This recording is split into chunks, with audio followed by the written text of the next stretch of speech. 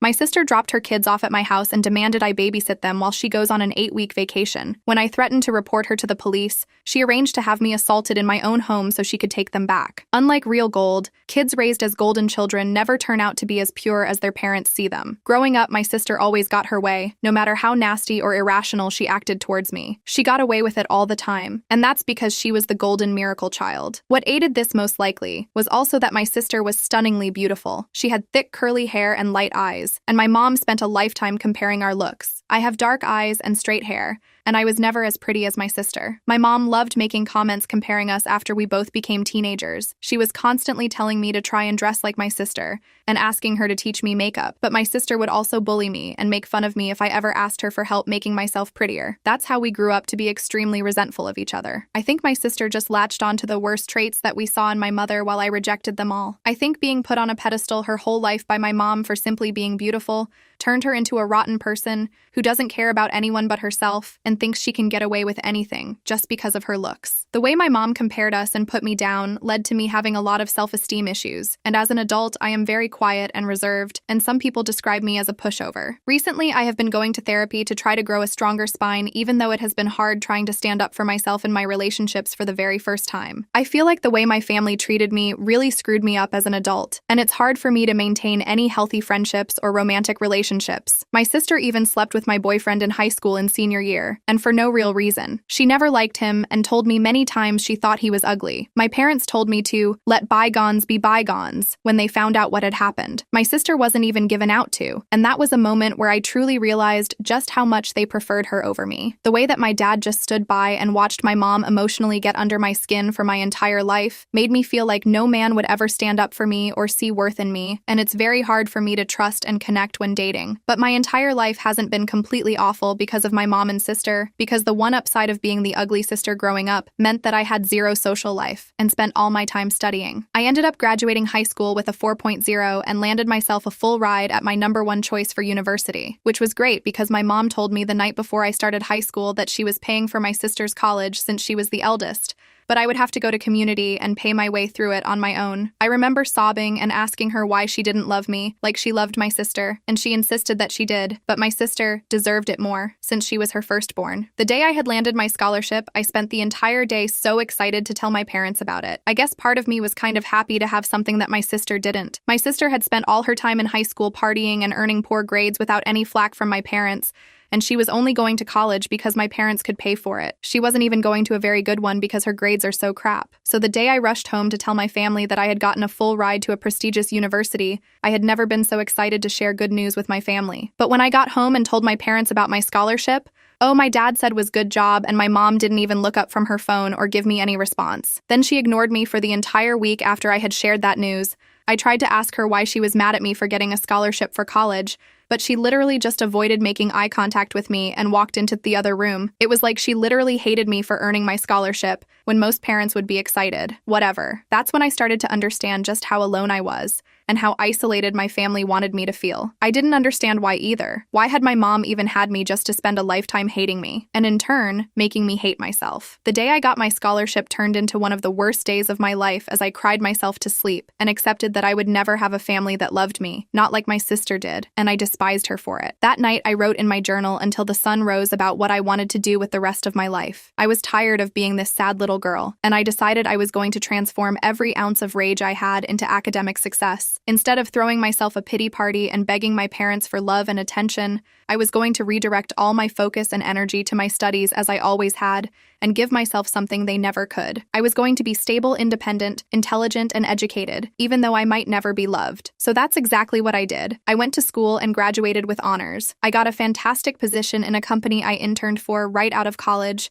and I've been making 6 figures since I turned 23. When I came home for the holidays, I would tell my family about how I was doing, and I would get random compliments from extended family members, but my own parents never went out of their way to acknowledge or congratulate me for my accomplishments. As an adult, I knew better than to tell my mom about my high position at my company, or how much I was making since I knew it would just make her resent me more. But I told my dad, and one year he even told me that he was happy for me, and it was the nicest thing either my parents have ever told me. But even as an adult, my mom still treated me like an unwanted guest, and although I only saw them during the holidays, she would do everything in her power to get the attention off me if anybody asked me a question or directed the conversation towards me. For example, we were having Christmas dinner one year when my uncle congratulated me on a promotion I had been telling him about earlier that day. It was my second promotion within the company, and I had gotten a significant raise as well. I had been telling him about how I was looking into purchasing my first house. My uncle mentioned the promotion and the potential house, and a few other extended family members congratulated me and were pretty unexpectedly kind about the news. Another one of my cousins asked me what area I was house shopping in,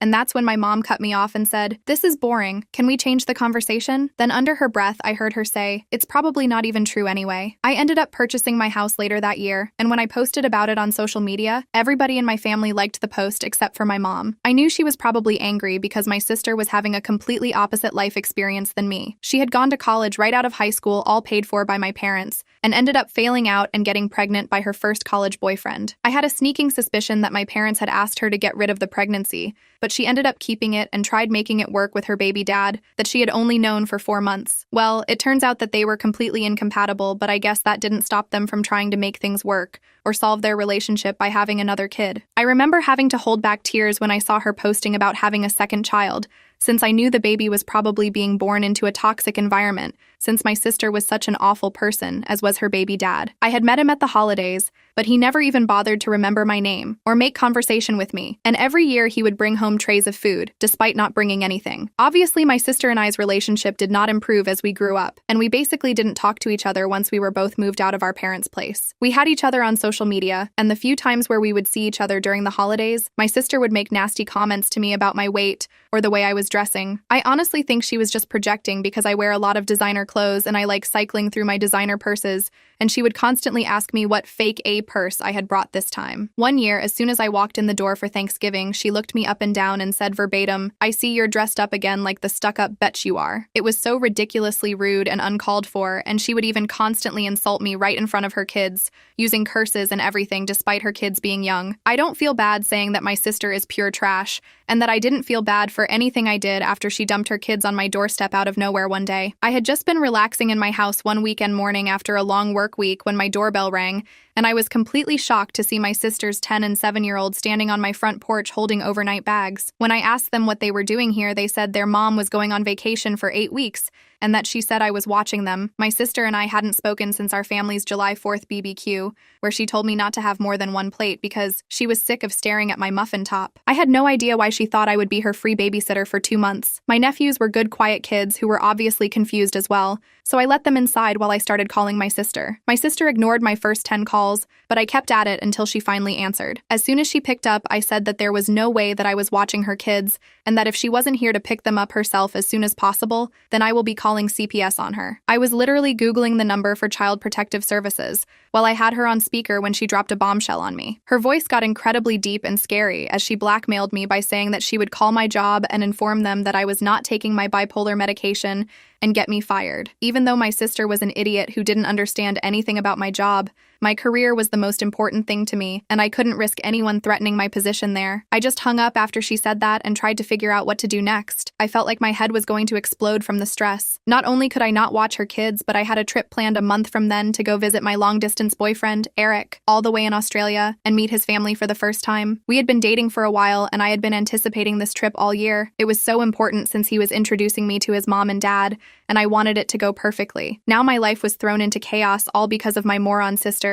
and I had no idea what I was going to do. I had no idea who else to call other than my mom, and I shouldn't have been surprised that she sided with my sister, just like she had literally always done. I told my mom that my sister hadn't even come to drop her own kids off, and she said that they were old enough to come to my house alone anyway. My mom started guilting me and saying that my sister has done a lot for me, and that I needed to be there for her just this one time since I never was. That made me lose my mind, and I screamed at her at the top of my lungs and asked her to tell me one single time where my sister has been there for me or improved my life in any way. I told my mom that both her and my sister had never been there for me and had treated me like I was some unwashed dog in their house instead of their own family. I demanded my mom visit me so that worst-case scenario I could leave my mom in my house while I flew to Australia as my nephew's caretakers instead of me. I had very little hopes that my sister would abandon her trip to come back for her kids since she was so quick to dump them on me. When my mom finally got to my place, she was cold as ever and looked at me with the same hateful eyes that she always had for me. We sat down in my living room and my mom explained to me that I was being an awful sibling to my sister as always,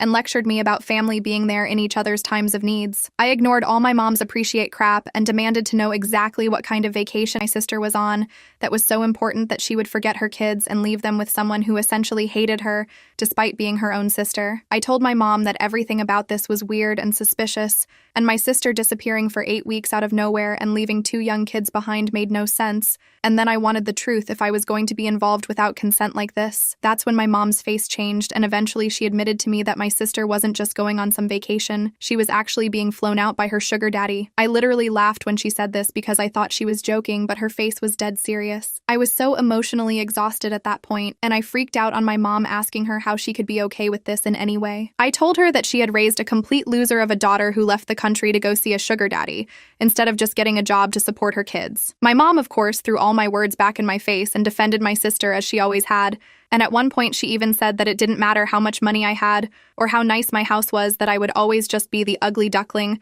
compared to my sister, born ugly, and I was going to die ugly. After she said that, I had to restrain myself from grabbing her by the shirt and throwing her out of my house. When I screamed at my mom to get the hell out of my house, she yelled back that she wasn't going anywhere, and when I tried directing her out of the room, she pushed me with all her strength into a coffee table that had one of my favorite vases on it. My boyfriend had gifted it to me the last time he had visited US, and it was one of my favorite possessions. But after my mom pushed me into the coffee table, it fell on the floor and broke into a bunch of little pieces. Looking at the vase destroyed on the floor made me feel just as broken, and I think I had a full-on mental breakdown and started screaming and crying at my mom to get out of my house, where I was calling the police on her. I feel so bad because my nephews could definitely hear me from the other room, but I was a mess at that point. It had been such a long, painful day. After I finally managed to get my mom out of the house, my nephew poked their head out of the room and asked me if everything was all right. Their eyes were so wide and they looked so nervous and sad that it just broke my heart. Even though I didn't know them very well at all, they were just kids with a mess of a mother, and I felt so bad for them in that moment. I ordered DoorDash for all of us and let them watch movies and play video games in my living room until they passed out late. When I finally got through to her, I immediately started yelling at her for completely disrupting my life,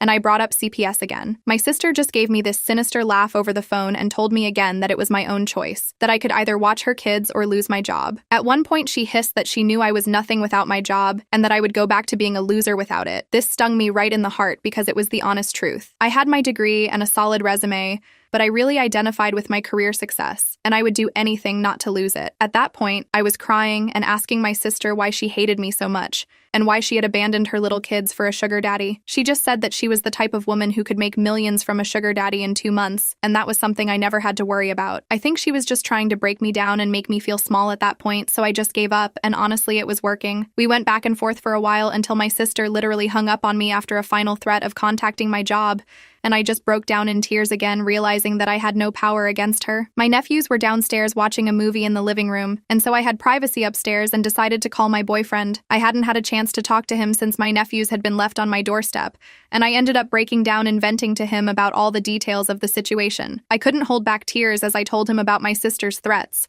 and my mom's continued disrespect, and told him how I felt completely trapped by my sister. Even though he is on the other side of the planet, my boyfriend made me feel so loved and supported, and was literally the only person who was in my corner, and I'm so grateful for him. He said that my sister was potentially committing multiple crimes by abandoning her kids and threatening me with career blackmail, and that I needed to get some solid evidence of her actions. He suggested that I contact my sister again and try to get her to repeat her threat about the false medical accusations, but this time secretly record the conversation as evidence. My boyfriend knew about my past with my sister and my mom, and pointed out that my sister was clearly unhinged, and it wouldn't take a lot for my sister to act on this threat, and that I should do everything to prepare. Of course, it freaked me out to hear that, but he was 100% right. I knew my sister was insane more than anybody, and I decided to go with his plan. Even though I was still feeling very emotionally overwhelmed by everything that was happening, I still wanted my nephews to feel comfortable and cared for. I knew what it felt like to be a child in a home where you weren't wanted, and I didn't ever want to make these innocent little boys who were related to me feel that way. I ended up going downstairs and playing a multiplayer video game with them for a little while,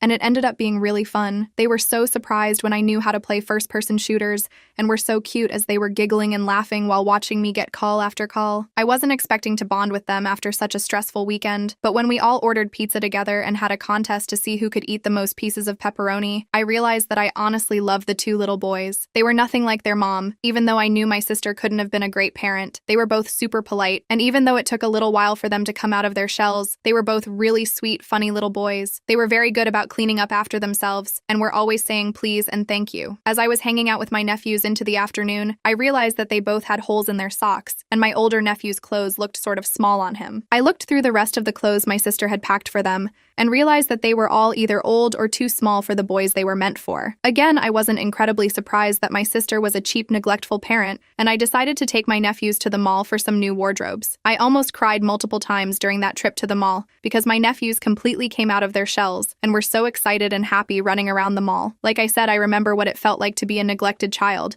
and I just wanted them to feel like they could have anything they wanted, and that I was there for them, and wanted to make them happy. So anytime we walked past a window and they wanted to go in a store, we would go in, and I kept buying them whatever they wanted. It was impossible not to. My youngest nephew was missing his 2 front teeth, and every time he gave me his goofy little empty smile, my heart ached, and I had to buy him another little treat or toy. They left them all that day with new clothes that looked great on them and fit them comfortably, and I had also bought them both Nintendo Switches. It was so hard not to spoil them. I didn't have kids in my own, and I had plenty of money to buy them the little things they wanted. When I had bought them the Switches, both of them broke down crying and hugged me, and I noticed the 10-year-old had started crying again during our ride home, and I asked him if he was okay. He looked at me through his tears in his eyes and asked me why I was being so nice to them and why they deserved it. I told him that they deserve my kindness because they were my boys too, and that they were kids, and that alone meant they deserved to be happy. This only seemed to make him cry harder, and he told me that he was feeling angry at his mom for keeping us apart. This broke my heart, and I told him that I was sorry that we hadn't been able to get to know each other before, but I was really happy that he and his brother were here with me now, even if I hadn't expected it. I asked him some questions about how his home life was, and it was exactly as I expected. My older and younger nephew both slowly started to open up to me about how much their mom poorly treated them at times. My heart felt like he shattered into a million pieces as I heard this. I knew that my sister and her baby dad were horrible people who were probably doing it, but it was another thing to hear it straight from their mouths and hear the pain in their voices. When we got home, I cooked a big dinner for all of us, and they played on their Switches together for the rest of the night. I left them alone in the living room to go call my sister again in my room, ready to play out the plan my boyfriend had given me. This time I tried my best to stay calm and collected on the phone, even though I wanted to call my sister every name in the book. And it wasn't difficult to steer the conversation towards the medical accusation. As soon as I brought up CPS again, my sister freaked out and threw the threat at my face, insisting I would be fired for being a crazy bitch in secret and saying that she didn't care if I was actually taking my medication or not.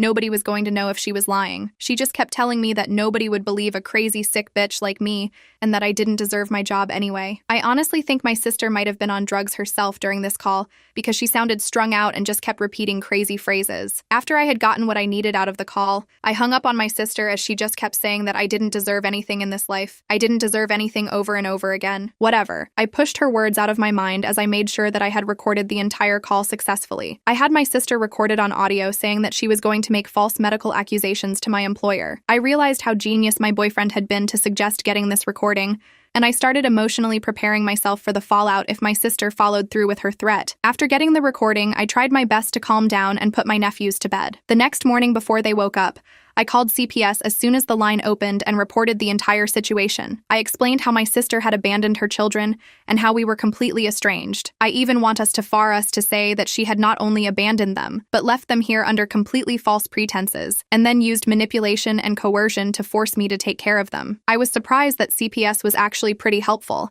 and I shared the recording with them. The agent that I spoke took a moment to listen to the recording and said that it was clear that my sister was using blackmail to neglect her children and was certainly committing a litany of crimes. The agent informed me that they would be opening an investigation immediately and that my sister would be contacted as soon as possible. I was shaking after the call and tried to decompress the best that I could and spend the rest of the day with my nephews, relaxing and bonding with them. My mom ended up calling me the next day, and I really have no idea why I even picked up. I think I was just still so disoriented and emotionally vulnerable, and ended up getting into another huge fight with her over the phone. I let it slip to her that I had gone and called CPS, and then my sister would finally pay for the way she treated me, and my mom hung up as soon as I said that. I'll be honest, I was shaking after those calls. Just making the call to CPS was so nerve-wracking, and then fighting with my mom over the phone and telling her about CPS felt like like a huge mistake. I didn't regret calling CPS, but I knew that my mom would do anything to protect my sister, and that she didn't care about my nephew's safety just the same as my sister. All I really knew about my mom was that she hated me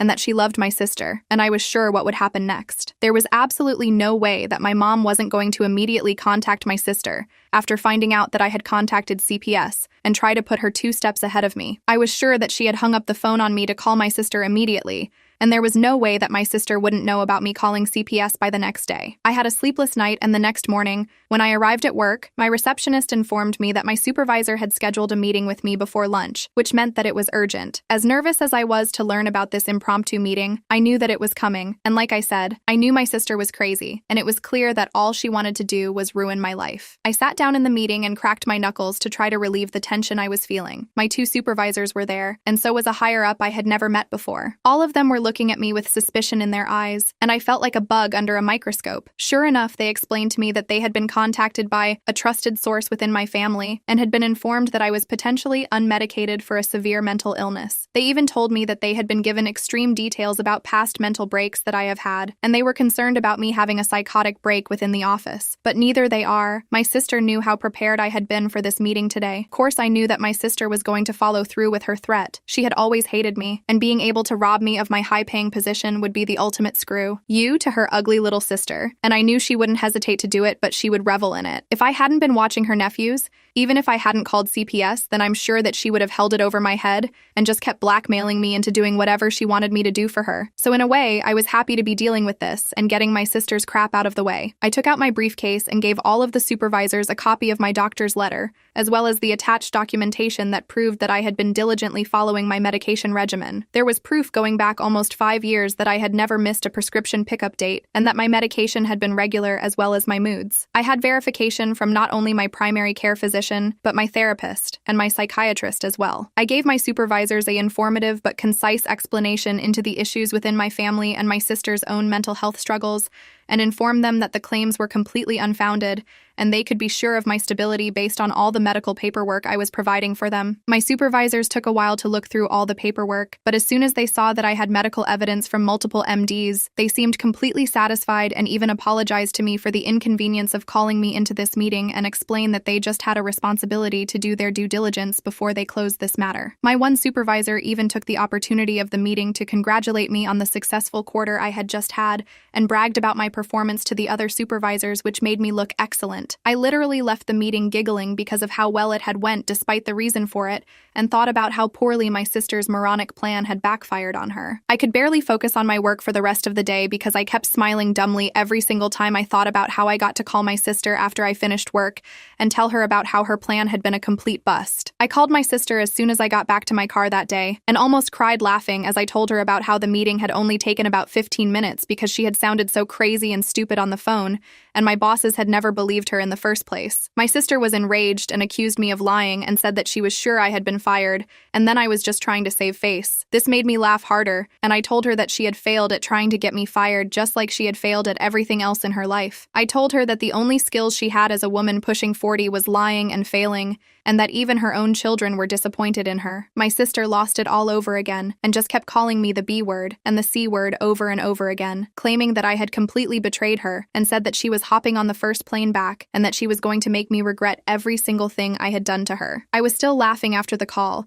but by the time I got home and reunited with my nephews who were in much better mood since they had gotten dropped off at my place, I realized that this whole situation was far from over and might get worse before it got better. All I knew for sure was that my sister was completely out of her mind, and now she was flying home from another country to come get revenge on me. I realized that I was honestly terrified of what was going to happen next. My sister basically had nothing to lose at this point, and she had always been unhinged, and I started to fear for my safety. Then I started to think about my nephews. I wondered if I had made a mistake calling CPS. A huge part of me wished my sister had lost her passport overseas and never came home. I had gotten so much closer to my nephews in the past couple days, and I realized that my heart was going to break when they had to leave. I didn't want to say goodbye to them. I didn't want to watch them walk back into my sister's arms. She was perpetuating the same thing my mom had done to me, and I realized I hated her more than anyone on this earth. I checked on my sleeping nephews as I couldn't sleep since my mind was racing, and I cried quietly in the hallway after closing the door to the guest room. They were such innocent little boys, and they didn't deserve any of this. The next day was a complete shit show. I was awoken to the sound of somebody knocking on my door, although it sounded like somebody slapping a sandbag over and over on my front door. When I opened it, there was my sister next to a guy who had to be maybe 6'5" and weighed almost 300 pounds. He was gigantic, and one of his hands was the size of my entire head. I can barely see my mom standing right behind him, and before I could even open my mouth to tell them to get the hell off my property, the man put his hand on my shoulder and shoved me down with all his might. My sister and my mom and the stranger all made their way inside my house,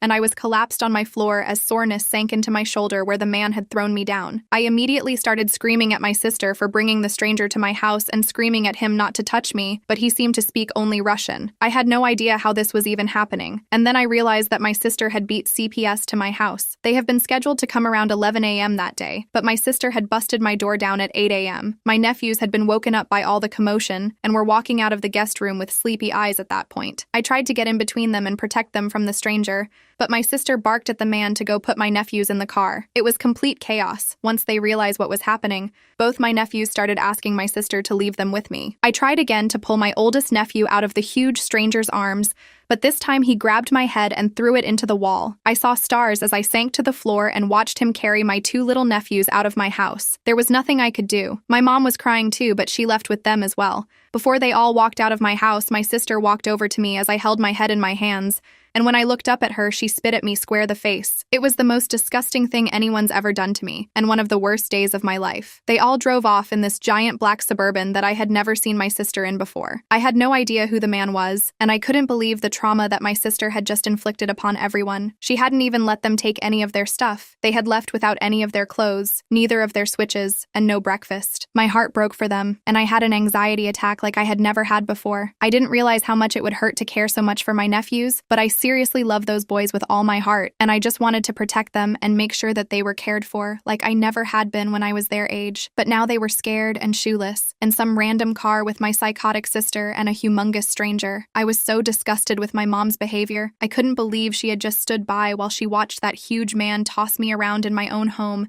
and pull my nephews out of their aunt's house without a word. I couldn't believe how evil my family had become, and I couldn't stop thinking about my nephews. After I calmed down from my anxiety attack, I realized that I needed to snap into action and that time was of the essence, and I was running out of it. When I finally came to my senses, I immediately called the police, and it turned out that they were already aware of the ongoing investigation because of Child Protective Services being involved and having an open case against my sister. I gave them all of the details of what had just transpired in my home only minutes before, and the officer on the line was actually incredibly helpful. My voice was shaking, but I tried to stay steady and focused as I described the stranger, and I racked my mind to try to remember the image of the license plate. Luckily, because of how much responsibility I have in my job, I was used to picking up on and remembering little details that other people ignored, and I somehow managed to remember every single number and letter on the Suburban's license plate. I gave the cops a description of the stranger, the full license plate, and a description of the outfits that my mom and sister were wearing. I really do think my sister was high on some sort of uppers when she came to my house that morning. She looked absolutely feral and had this wild look in her eyes. I think she had been doing substances since she had landed overseas wherever she was vacationing with her sugar daddy. My sister was crazy, but it was like something snapped in her, and I had never seen her act so truly unhinged and detached from reality. After I gave the cops every single little detail that I possibly could remember about my sister and the car they had driven away in, I hung up and did my best to take my mind off things, but I literally could not focus on anything else. I couldn't sleep. I couldn't eat. I couldn't nap. I couldn't watch anything on TV. I just kept seeing my little nephews' faces in my head every time I closed my eyes and could not think about anything else except making sure that they were okay. I thought more about my mom and why she had always made excuse after excuse for my sister, and how it had enabled my sister to grow up into becoming a truly evil person. I even found myself thinking about my sister's trip, wondering what kind of stuff she had done there, if she really had a sugar daddy, and how much he had paid her. I wondered if the money she had made on her trip had truly been worth it. I even found myself thinking about what it would be like if it was just me and my nephews. I had the room for them, and now I definitely had the room for them in my heart as well. The more I thought about it, the more I wanted that outcome, my sister out of the picture, and just me and my nephews. I could give them everything that my sister couldn't, and if my sister and I ended up in front of a judge in a custody battle over my nephews, the judge would be staring at one woman with an overseas sugar daddy and another with multiple degrees and a penthouse office. I tried to think positive things, but random dark anxieties about my nephew's safety kept leaking into my mind. I wondered if the giant man she had brought in my house was her sugar daddy. I wondered if he was with my nephews. I had just been laying on my couch staring at the ceiling, overthinking, not realizing how much time had passed, when I finally got a call back from the police station. They had been searching for the Suburban my sister had left in for hours and finally found them. The officer who had called me back was the same one from earlier and continued to be very helpful and shared a lot of details with me. He told me that they had 3 different police cars on the scene when they went to pull over the black SUV, since they knew the man had already been violent that morning. Sure enough, even with firearms drawn on him, the man ran forward and trying to attack an officer and ended up getting hit in the thigh. He had punched 2 officers in the head and given a female officer a black eye. My sister had also physically attacked the officer who had tried to put handcuffs on her initially. I tried to picture it, my insane sister and the giant stranger physically battling a group of cops on the shoulder of the highway. I could not believe that something like this was actually happening in my family, and I wasn't just watching it on reality TV or something. I was still reeling in shock from everything the officer had shared with me about my sister's arrest, when he began telling me that my sister actually wanted to speak to me. I couldn't believe my ears, and he confirmed that my sister was sure that she wanted to use her one call on me. I asked the officer if he thought she was going to ask me for bail money, and he was honest and said yes, that's what she was screaming about. I told the officer that I wasn't even going to take her call and that she could rot in there for all I cared. The officer ended up giving me an understanding laugh, and I finally finished up the call without speaking to my sister. It was a complete mess, even though my sister was finally behind bars where she belonged. I found out my nephews were in CPS protection, and although they were safe, I was so worried. I also only had a week until my Australia trip,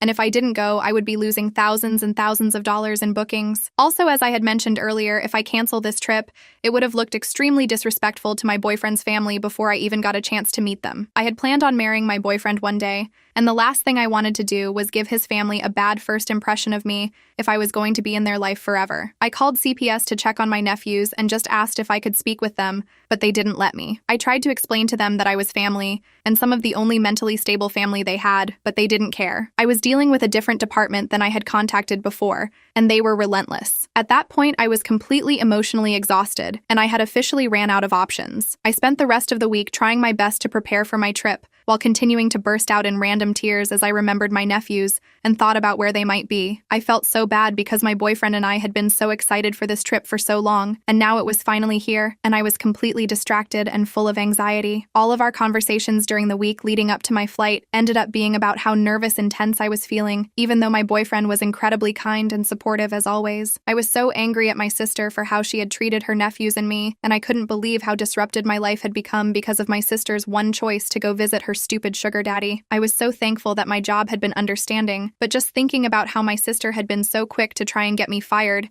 made me feel so betrayed and distressing of anybody in my family. Even my dad was off somewhere and not getting involved in all this drama when he surely was aware of all of it. He was spineless, just like my useless mom. My mom didn't even care about her grandchildren. She had enabled my sister's idiot choices, and that had led to her grandchildren being in the custody of strangers. I was sitting at the bar at the airport on the day of my flight to Australia, 2 cocktails deep, when I started looking at some photos of my nephews that I had taken while they were staying with me. We had taken these silly photo booth pictures at the mall all together, and I couldn't help but begin crying all over again over how much I loved and missed them. I decided that that would be the last time I cried until I landed back in America, and told myself that I really needed to try my best to enjoy the time with my boyfriend and his family. I had a life as well, and I couldn't let my sister ruin my time even from all the way across the globe. My time in Australia ended up going amazingly. I hadn't seen my boyfriend in months, and when he ran to me in the airport and picked me up princess style, I felt my heart explode from happiness. I had been through so much in those past couple of weeks, and just being back in the arms of my boyfriend, who was so warm and caring to me, made me feel so healed, and he spent every moment of the trip catering to me. Meeting his family went excellently, and I got along with both of his parents as soon as I was introduced. They turned out to be really fun, active people, and we did a lot of sightseeing together where they took me to their favorite nature hikes and views in their area. At one point, my boyfriend took me on a hike, just the 2 of us, to his favorite secret waterfall, and we skinny dipped together and just swam and laughed and kissed for hours. It was one of the most romantic days of my life, and I could not believe how perfectly the trip had gone, even though I was so worried before I left. But of course, when I got home, the nightmare with my sister resumed. I decided to head to the local police station a couple days after I landed back in the US to officially press charges against not only my sister, but my mom for breaking and entering into my home. They had that man literally pick me up and toss me to the side so that they could barge into my house, and I was not letting that slide. When I went to go file the charges, I learned that the CPS investigation into my sister was ongoing, and I was kind of frustrated to hear that they hadn't found anything conclusive yet. If they just spoke to my nephews, they would have understood what they had been through. On top of that, my sister had literally been arrested with a guy who had attacked multiple cops, and so I didn't see how that was improved that she was clearly an unfit parent for my nephews. I left the police station that day, content that the charges were filed against my family,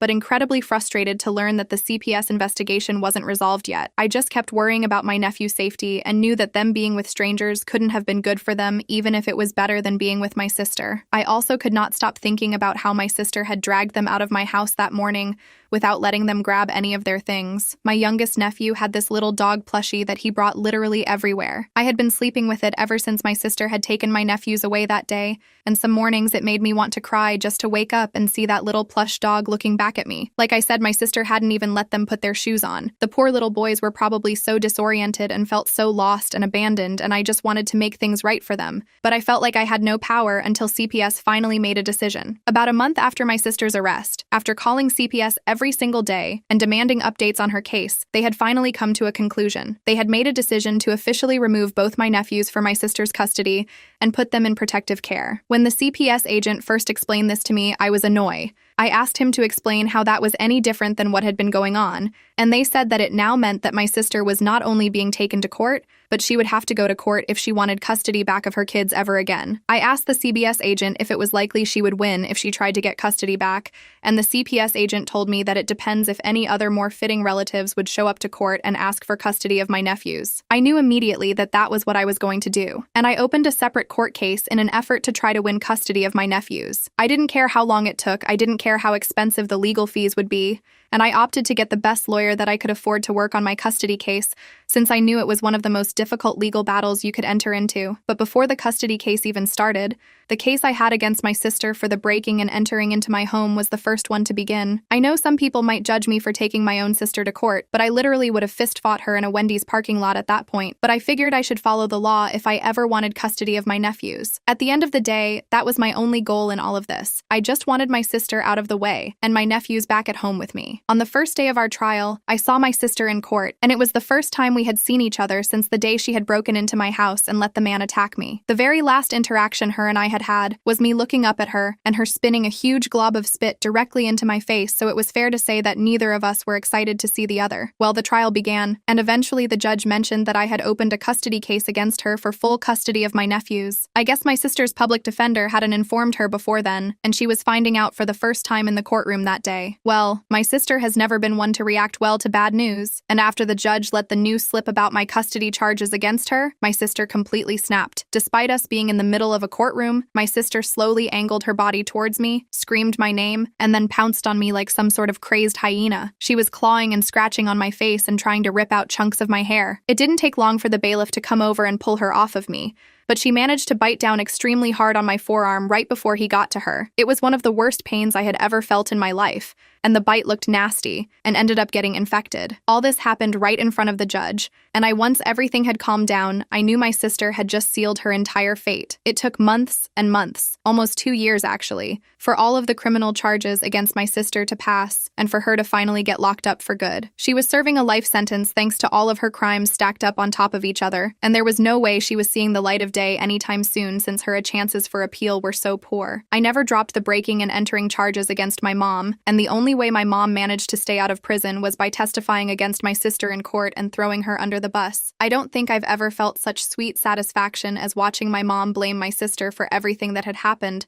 while sobbing her usual crocodile tears. I could not believe that my mom was finally betraying her perfect golden child, even though it had taken a lifetime, as well as the government's help. I knew that day, looking up at my mom on the stand, that it was the last time I was ever going to see her. It was last time I ever wanted to see her. I had seen enough of her and my sister for a lifetime, and I was done with their constant toxicity. My sister had completely transformed my life into a never-ending legal battle, and I just wanted to have a normal day-to-day life again. The custody battle for my nephews dragged on. Their birth father and his family began fighting me in court for full custody against them, and it just dragged the case out further. I didn't care. There wasn't a force on earth that could keep me from my nephews now that my sister was locked up. It took almost 2 years of legal battles, but eventually, I won full custody over my boys and brought my nephews back home. I will never forget how big they smiled and how tight they hugged me when they came home and found the bedrooms I had decorated for them in my house. I walked into my youngest nephew's bedroom and he ran to me to show me his rediscovered Switch. I surprised him with his little plush doggy and caught him in a tight hug when he fell into my arms. The next thing I knew, my eldest nephew joined us, and both boys cried into my hair and told me how much they missed me. My eldest boy looked up at me, smiled with his big eyes full of tears, and just said, "I knew it, Auntie. I just knew you would come back for us one day."